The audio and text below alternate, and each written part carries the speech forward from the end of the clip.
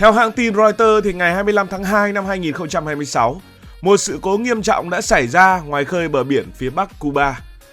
Theo thông tin từ Bộ Nội vụ Cuba, lực lượng bảo vệ bờ biển của Cuba đã phát hiện một xuồng cao tốc đăng ký tại bang Florida của nước Mỹ mang số hiệu FL7726SH đi vào vùng biển Cuba.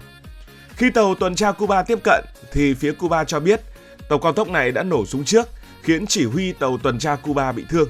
Lực lượng Cuba sau đó đã đáp trả bằng hỏa lực.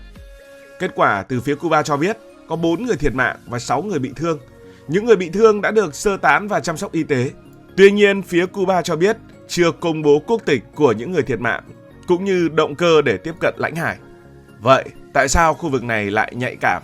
Tại sao lại có những vụ nổ súng diễn ra ở đây? Có những nơi trên bản đồ nhìn qua tưởng bình thường chỉ là một dòng nước xanh giữa hai dải đất. Nhưng cũng có những nơi càng nhìn kỹ càng giống như một sợi dây thần kinh lộ ra bên ngoài, chỉ cần chạm nhẹ là làm cơ thể giật mình. Và có thể ví eo biển giữa Mỹ và Cuba là một sợi dây thần kinh như vậy, chạm vào là giật mình. Khoảng cách giữa hai nước tính từ bờ biển phía bắc của Cuba sang Florida chỉ khoảng 145 km. Nếu đi máy bay thì chưa đầy 1 tiếng, nếu đi xuồng cao tốc, vài tiếng đồng hồ là đã chạm vào lãnh hải bên kia. Và đôi khi người ta vẫn nói ví von rằng ở bên này trông thấy bờ bên kia, nhưng đó chỉ là cách nói ví von mà thôi. Nhưng khoảng cách địa lý ngắn ngủi ấy lại chứa một lịch sử đối đầu kéo dài của hơn nửa thế kỷ. Một trong những tuyến hàng hải có thể nói là chiến lược và quan trọng nhất ở trên toàn cầu. Không chỉ là câu chuyện về mặt vận chuyển hàng hóa hay cái gì cả, mà đây là một tuyến hàng hải chiến lược ở Tây bán cầu về mặt chính trị. Một thực thể địa lý khiến bất kỳ sự cố nhỏ nào cũng có thể biến thành chuyện lớn. Để hiểu vì sao khu vực này nhạy cảm, phải bắt đầu từ chính bản đồ. Nhìn vào bản đồ khu vực Caribe và Bắc Mỹ, bạn sẽ thấy Cuba nằm như một chiếc tàu sân bay khổng lồ tự nhiên án ngữ giữa cửa ngõ phía nam nước Mỹ. Phía tây là vịnh Mexico, nơi tập trung hàng loạt cảng dầu khí lớn của Mỹ như là Houston hay là New Orleans. Phía đông là Đại Tây Dương rộng lớn, và ở giữa, El Florida chính là lối ra vào. Mọi tàu chở dầu từ vùng vịnh Mexico muốn ra Đại Tây Dương gần như phải đi qua vùng nước giữa Cuba và Florida. Hàng triệu thùng dầu mỗi ngày, hàng nghìn container, tàu thương mại, tàu du lịch, tàu quân sự, tất cả tạo ra một sao lộ ở trên biển, nhộn nhịp không khác gì những đường cao tốc ở trên đất liền. Nói cách khác, cái eo biển này nó không chỉ là chuyện của Cuba hay là chuyện của Mỹ, đây là một động mạch hàng hải của cả khu vực Bắc Mỹ.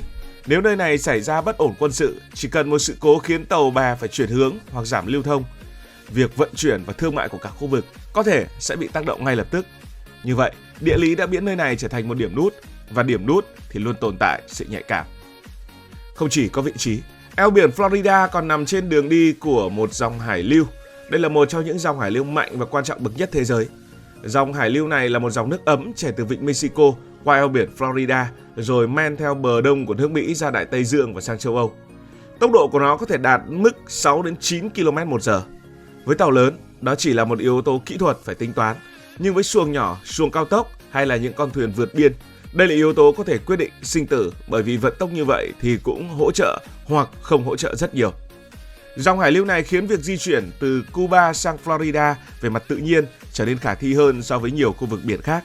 Người ta vẫn nói vui là thả trôi cho dòng hải lưu xử lý. Trong nhiều thập kỷ, hàng chục nghìn người Cuba đã tìm cách vượt biên sang Mỹ qua chính vùng nước này. Có người thành công, có người thì đã bỏ mạng giữa biển. Chính vì thế, khu vực này luôn được giám sát chặt chẽ bởi lực lượng tuần duyên của Mỹ và Cuba. Tàu tuần tra xuất hiện thường xuyên, radar theo dõi liên tục. Bất kỳ xuồng nhỏ lạ nào xuất hiện gần lãnh hải đều bị coi là rủi ro an ninh.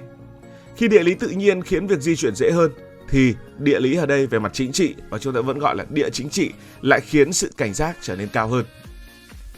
Một yếu tố địa lý nữa đã làm tăng độ nhạy cảm, đó là chuỗi đảo. Chuỗi đảo cụ thể là Florida Keys của Mỹ. Những hòn đảo này kéo dài như một cánh tay vươn xuống phía Cuba. Ở điểm gần nhất, khoảng cách giữa hai bên chỉ hơn 140 km.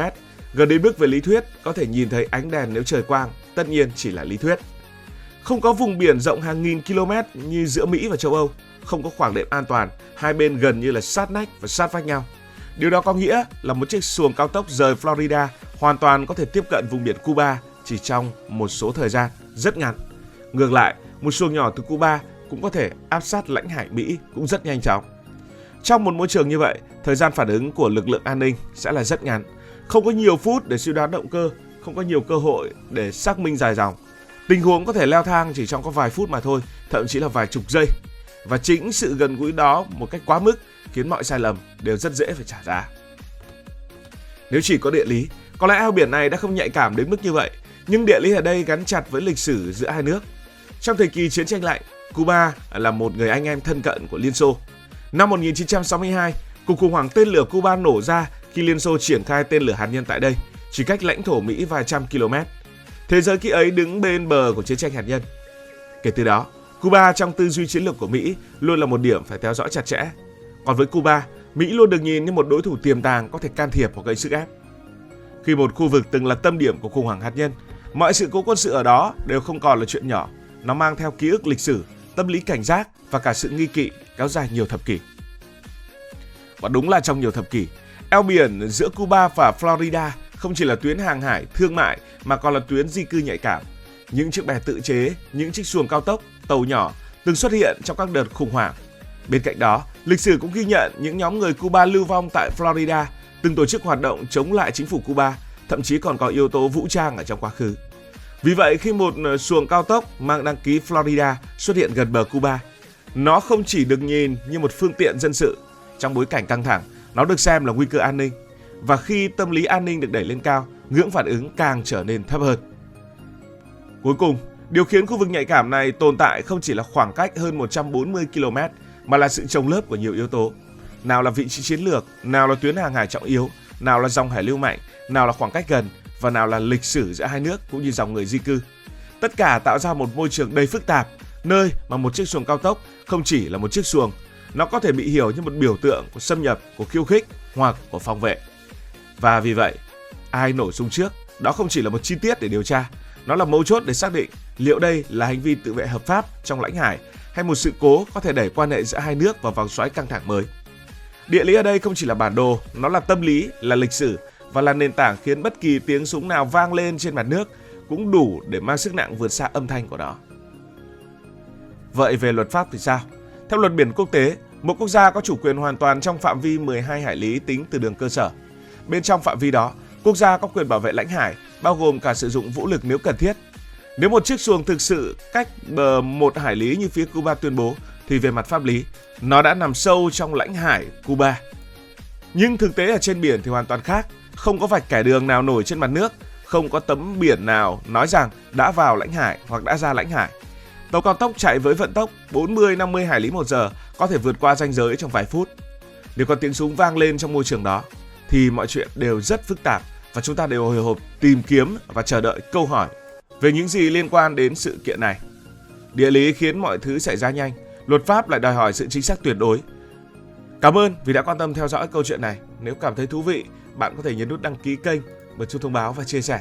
Còn bây giờ thì xin được nói lời chào tạm biệt.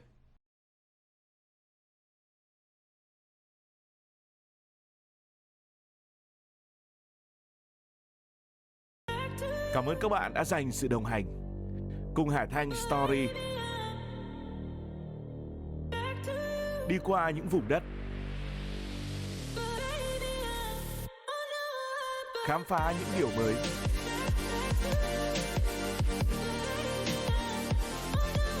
Đừng ngần ngại, hãy để lại những góp ý và xin được hẹn gặp lại.